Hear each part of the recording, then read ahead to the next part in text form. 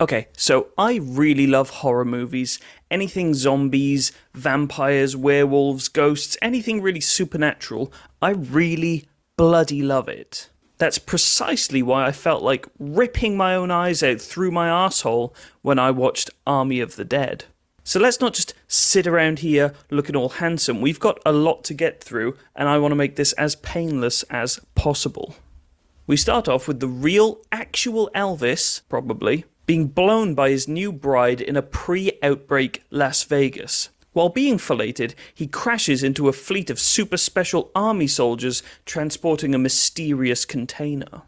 They crash, and the super secure, super strong container that was definitely transporting a potentially, wink wink, earth-ending virally infected monster gets sort of thrown a bit, and the door just flies wide open.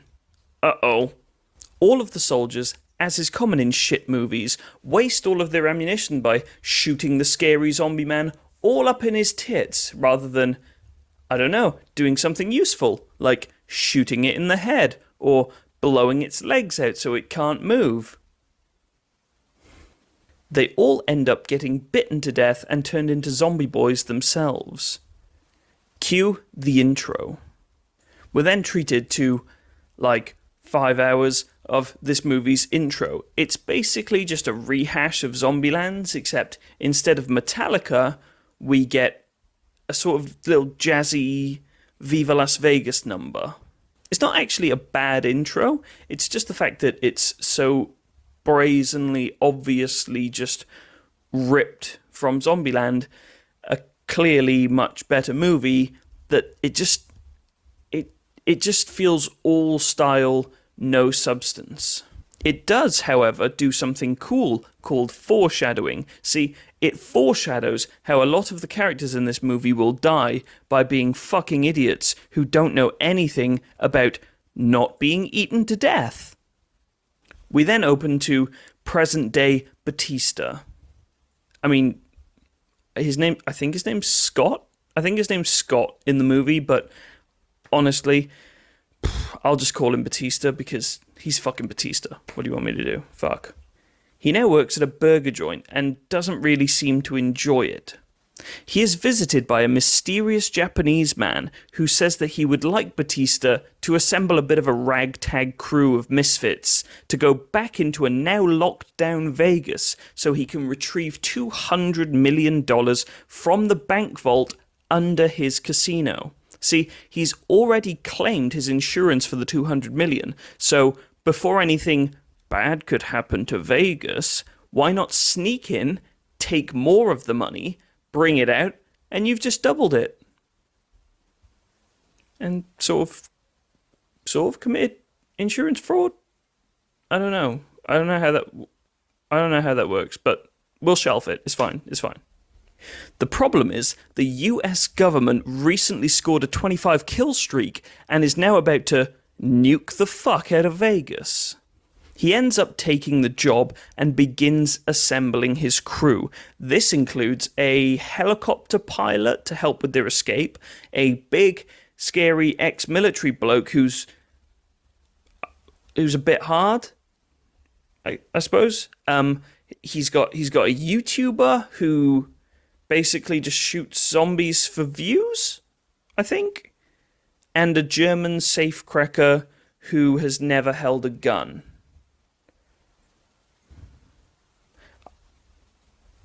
I see nothing wrong with this arrangement, and it's probably all going to be fine. Now, I'll get this out of the way now. There's sort of a little subplot with Batista and how his estranged daughter is working in this sort of camp to help refugees and stuff, and they're trying to get to know each other again and all this kind of stuff. It takes up so much time. It takes up 45 minutes of just the movie. It takes up 45 minutes. Nobody really gives a shit about it, and there is no reason for this to be in the movie. It's just sort of there, and we'll hit on it as we get to it, but you don't really need to worry about it, so let's just fucking move past it. Just before they leave, their mysterious benefactor, now revealed to be Mr. Tanaka, nobody fucking cares, he shows them the target building, and he sort of gives them a little talk through of the plan, while the gang sort of makes cute quips at one another and has flashbacks and stuff, which is cool. I suppose. Quick point, Mr. Tanaka insisted that they take his head of security with them because of his extensive knowledge of the building. We'll come to that. They're told that they can't fly in because it's restricted airspace, but what they can do is fly out, so now that they've got a helicopter pilot, they can use their skills to fly out on the rescue helicopter that has been left on the top of this guy's casino. It's worth me just taking a moment here to say that for all of his sins, Zack Snyder's cinematography is beautiful. The film looks great, apart from some very questionable CGI choices, which we'll get to. It's great. I mean, the film looks great. The acting is pretty good all around. The movie just looks great, but it suffers from its script. I think the main problem with his movie is that everything that happens to the characters that we're about to cover seems to be as a result of just the characters making such stupid decisions, rather than, the enemies actually doing something clever or doing something worth doing. The main characters just seem to be victims of their own stupidity.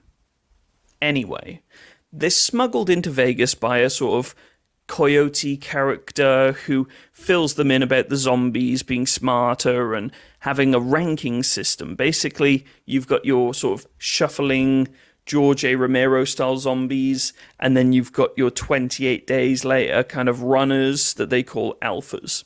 He tries to buy them some favor with the alphas by just shooting one of the creepy guards that they brought with them, and just letting the alphas take him as like a sort of sacrifice thing. Fair enough. No worries. King and Queen zombie rock up. They sort of screech for like 10 minutes, and then they sort of do the weird, I'm a GCSE drama student pretending to be a zombie, kind of like crouching and running with their arms behind them like a weird gimp.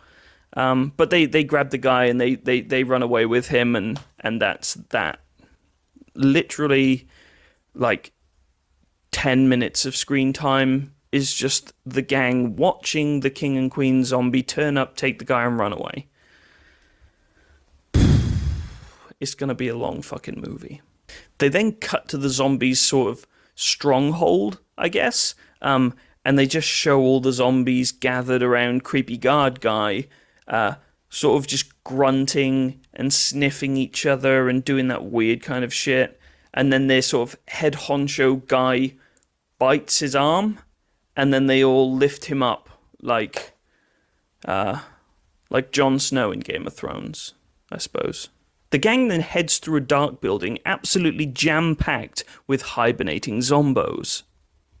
One chick tells Mr. Security Guard to go ahead of her. See, she doesn't trust that he's not going to do something really fucked up to fuck them up. So she insists that he goes ahead of her and she'll be bringing up the rear. He goes ahead of her, then picks up one of the chem lights and yeets it into a pack of zombies so she gets lost heading through. Nice. Again, why would you make this choice? If you were her, what could he have possibly done by bringing up the rear if you're walking through a pack of zombies that you don't want to wake up? It's not like he can just stab you or shoot you or do anything. Because if you go down, then you're going to make noise and wake up the zombies, and he's going to be in a worse position than you. I just don't see I still don't see the logic. It's really fucking stupid. But we'll move on. Okay. The gang successfully emerges, but she ends up like farting or something and waking up all of the creepy little zombie boys. She does a banging job of going full on Buffy on them. and she ends up surviving until she reaches the gang at the other end of the building. At this point, she's scrapping with just like 2 or 3 zombies, and it doesn't really look that bad. I mean, I'll see if I can throw up like a screenshot or something on the screen, but she clearly should have been able to just stand up, maybe pop 1 or 2 zombies on her way out, but she had enough clearance to quite easily just kind of rejoin the gang, right? Especially if the gang was going to help her. But instead, they just kind of stand there looking at her like a bunch of fucking virgins. And then she just gets overwhelmed and bit.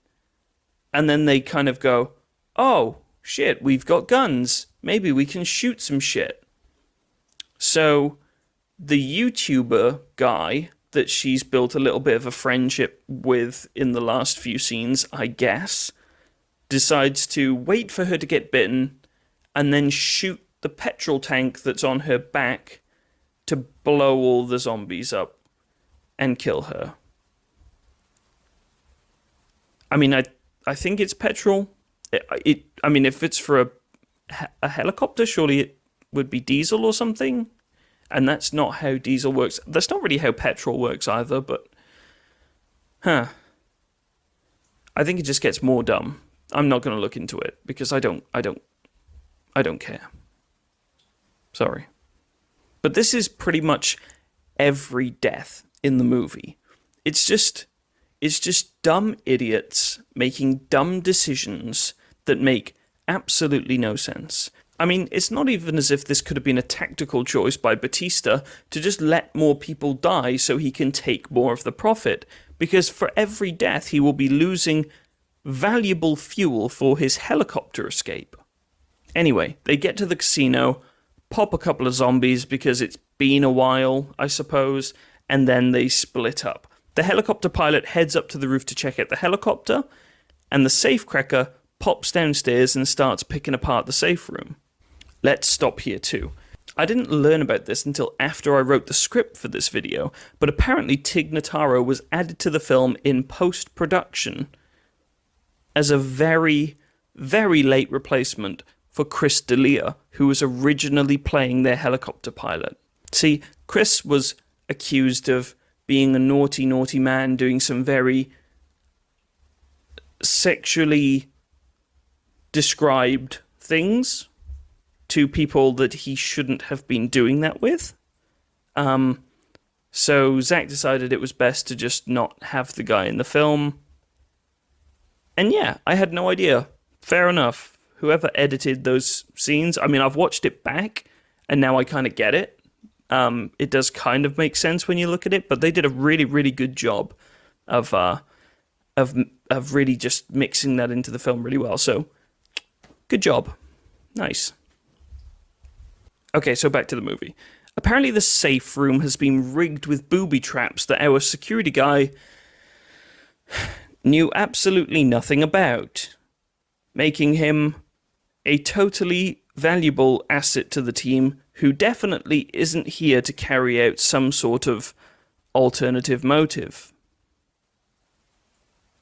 So on to the motive. Mr. Security takes the coyote outside to lure out the zombie queen.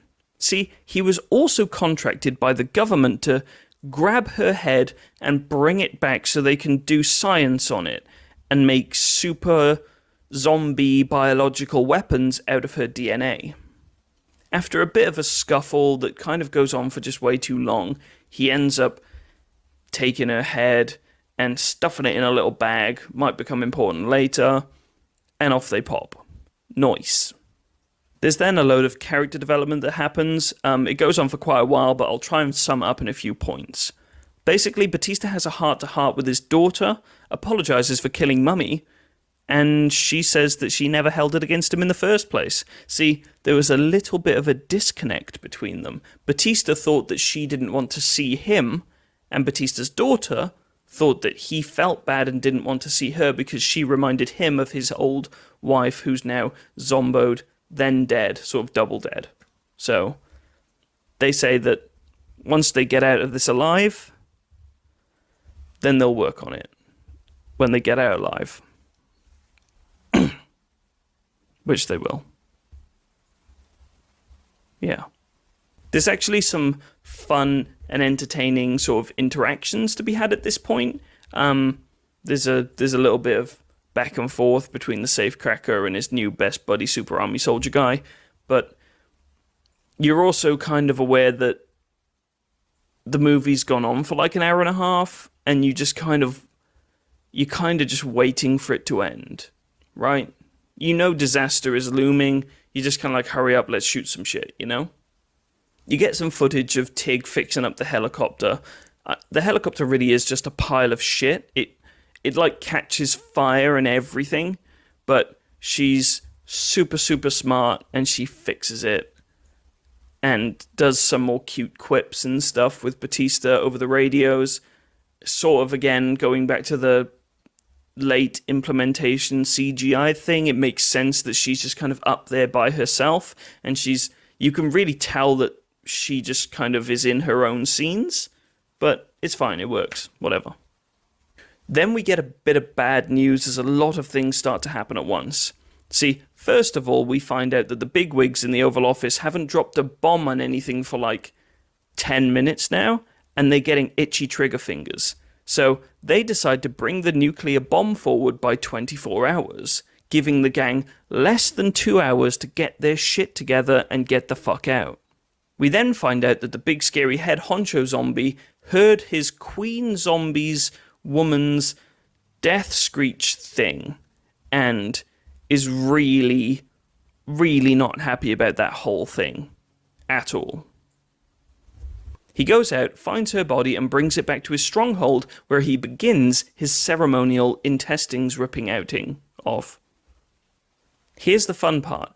He digs out her unborn zombie baby and does the same thing where he sort of holds it up, and yep, she was full-on pregnant with a zombie baby, a sort of glowing zombie baby thing.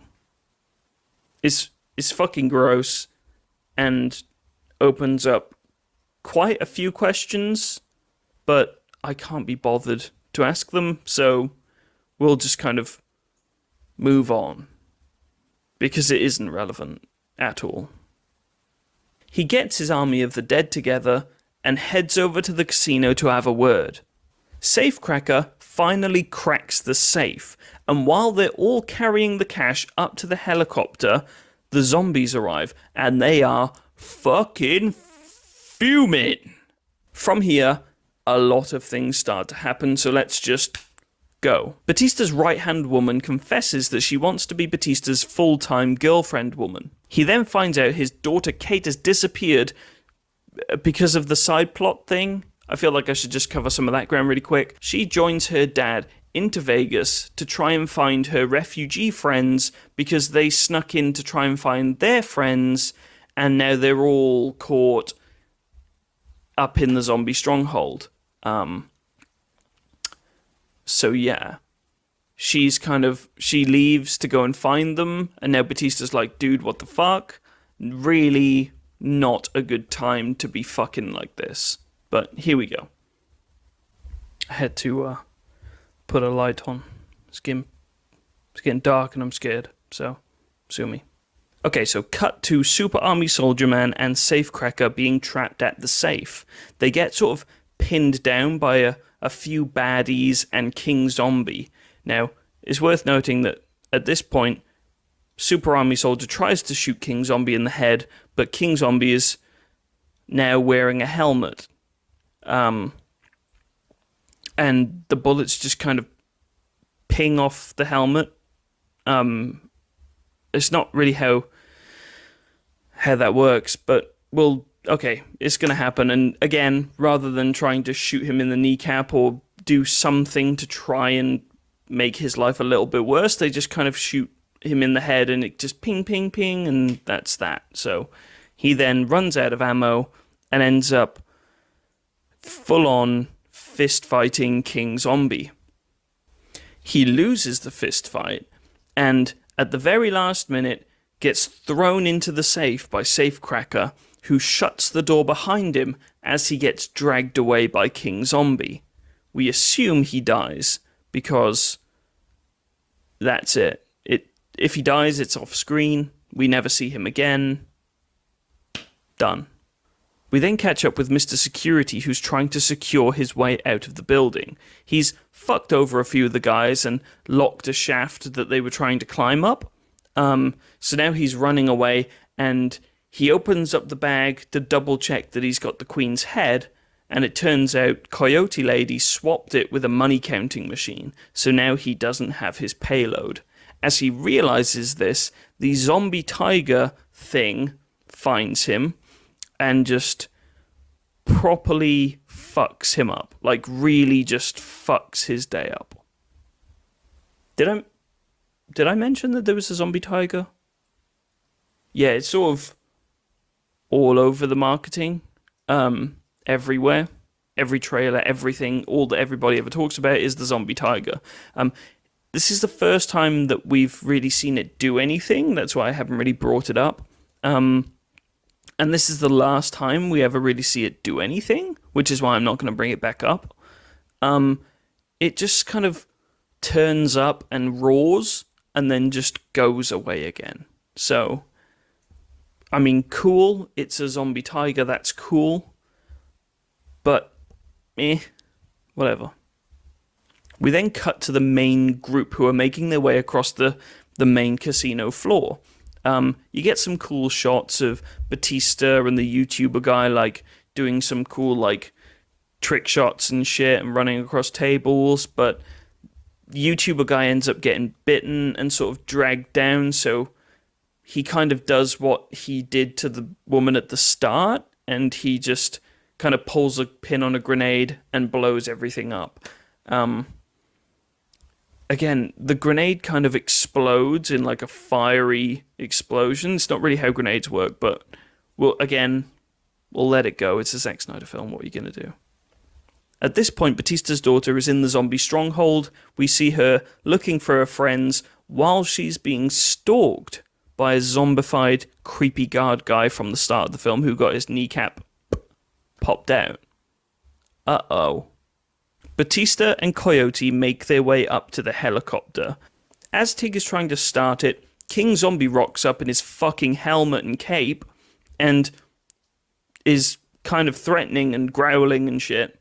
And the Coyote then pulls out the Zombie Queen's head from her bag and threatens to shoot it right in the head if he doesn't stop what the fuck he's doing. She then tells them to leave while she holds him off. Again, why? She could have just done the exact same thing while being sat on the helicopter, and it just wouldn't have made a difference. Batista could have also taken this time to, I don't know, just blow his legs off with the big gun that he's holding. But again, Zack Snyder film, stupid deaths. This has all been foreshadowed, as you remember. Just stupid things happening to stupid people because of stupid. Tig and Batista fly off, then King Zombie takes his fucking spear and just yeets it through Coyote. She gets flung back and impaled into the wall as Batista and Tig fly away. She's like dying of death while she hangs there limply, and just before King Zombie can get to her, she basically tells him to go and fuck himself and then yeets her head off the edge of the building. He doesn't catch it, head falls, splat, zombie soup, done. Again, we assume that she dies here, but we're not really told that she does. The zombie guy just kind of walks right up close to her and goes, "Bleh," and then it just cuts. So, yeah. Batista tells Tig that the job isn't over yet. He needs to go and pick up his daughter from the zombie stronghold. Tig is understandably pissed off, but she agrees and goes with him. At the same time, the zombies see where the helicopter is heading and start making their way back to their stronghold to go and kill them to death.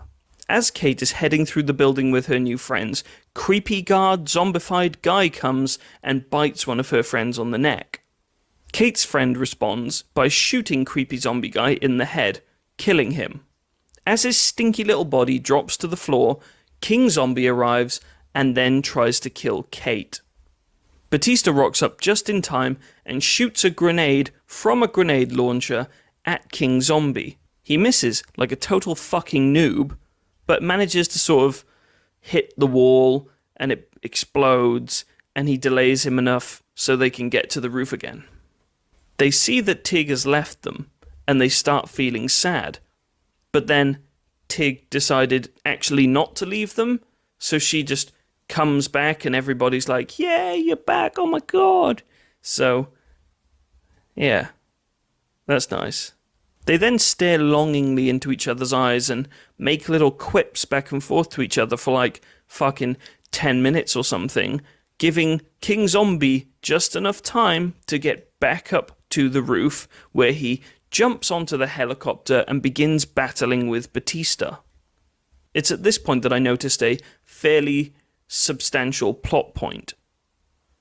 Has anybody thought about the logistics of flying a group of 13 people in a single helicopter, all clothed with tactical gear and weaponry, and of course the minor inconvenience of carrying $200 million fucking dollars? I mean, what the fuck? What the fuck? I actually did a little bit of maths on this, and $200 million in $100 bills would weigh approximately 2 metric tons.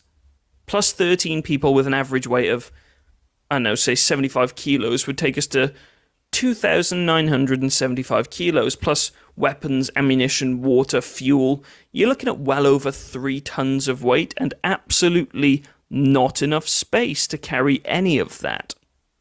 Thinking about it, it's lucky that most of the team are absolute morons that couldn't keep themselves alive. Anyway, Batista ends up getting bitten in this little kerfuffle that they have going on. Tig accidentally gets shot, and Kate finally kills King Zombie by shooting him in the fucking head. Finally. It turns out that irreparable damage has been done to both helicopter and pilot, and they crash just outside of the city walls. Kate wakes up just a few meters away from the wreckage and sees that Tig has been properly stabbed to death by a massive chunk of metal. Like, not good. Definitely not alive. Confirmed kill. Also, up until now, Kate's friend was also in the helicopter, but now she just isn't. So maybe she like got flung out of the helicopter like a way back or something. I don't know, probably dead, but not there, so yeah, what are you gonna do? She finds Batista propped up outside and has a final little chat with him before he gives her a thick wad of cash, and she returns the favour by shooting him in the face as he starts to turn into a zombie. A Chinook arrives, and we see Kate head towards it as it takes her to safety. Roll credits. Oh, wait, there's more. Okay. Never mind. Super army soldier who was locked in the safe then emerges from the rubble of the now destroyed Las Vegas. He starts heading out of the city carrying huge bags of money while Zombie by the Cranberries plays. A little bit on the nose, but whatever. He makes his way to an airfield and bribes one of the desk clerk people with lots of money to fly him away in a private jet. He gets on board and starts enjoying some nice food and wine surrounded by beautiful women. Then he makes his way to the bathroom as he starts to feel a little bit dizzy. It's here that he sees a bite mark on his arm.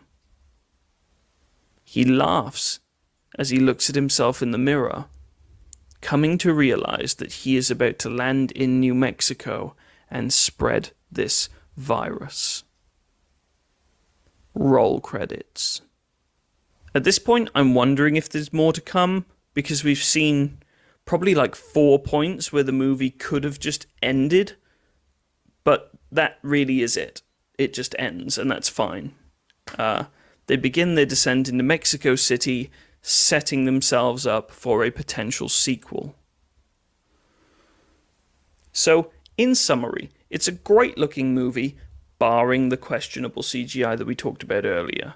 It has some great actors and a totally batshit, stupid script that forces each character to be nothing except minor personalities with absolutely zero ability to think critically at any point. If you're looking for a cheesy, relatively good-looking action zombie flick that is about on par with the absurdity as the Resident Evil movies, then you'll find a home here. Don't miss out, because you will enjoy it. If you're looking for something a little bit more substantial, or something with a little bit more character, a little bit more plot development, and that isn't 55 hours long, it's not worth it. It's just not. Definitely don't watch it 3 fucking times like I did. Fuck me. Thanks for watching this review. If you liked it, please do like and subscribe. I will make more of this content, but I do have a full-time job, so it's really good to know that you guys enjoy it. Please take a chance and subscribe. Love you. Bye-bye.